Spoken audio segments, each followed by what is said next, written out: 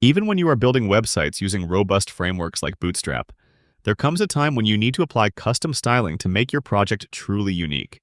PineGrow makes this process intuitive and efficient with its powerful built-in visual CSS editor. Let's start by selecting the title box element on the page that contains our main heading. To get a clear view of our document structure, switch over to the tree panel on the left side. Here we can see the hierarchy. We have a div with the class title box that wraps the h1 element, a span, and some border divs. With the element selected, let's open the Style panel to start customizing its appearance. At the top of the panel, you will see 3 tabs. While both the Active and the Tree tabs show CSS rules for the selected element, we highly recommend working within the Tree tab. The Tree tab is powerful because it displays the active CSS rules in a hierarchical structure, showing you not just the styles on the selected element, but also those inherited from parent elements. Everything you see here is fully editable. For example, locate the width property in the rule applied to the title box.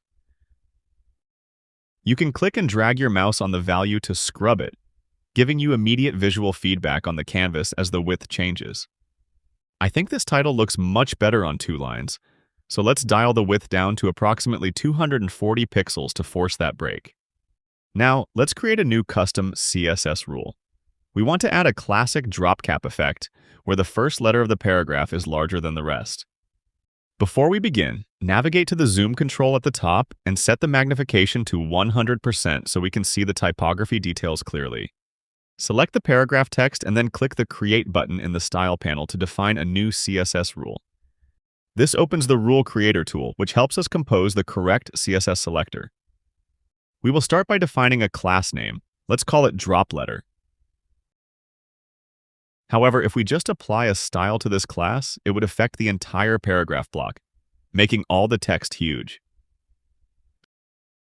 Since we only want to target the very first character, we need to be more specific.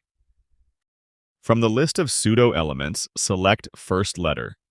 This appends it to our class selector. Or you could simply type in the whole selector. PineGrow is smart enough to detect that the selected paragraph doesn't have the drop letter class yet, so it automatically checks the option to add this class to the element for you. Click on the Create button to generate the rule and apply the class. You can now see our new drop letter : first letter rule in the Style panel. While you could add properties directly in the tree view, we will use the visual editor located in the bottom half of the panel. Let's increase the font size significantly, say to about 90 pixels, to make that letter pop. Next, adjust the line height. A lower value like 0.6 helps tighten the vertical spacing around the character.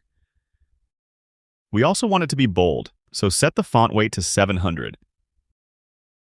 To make the rest of the text wrap around our drop cap, scroll down to the Display section and set the float property to left.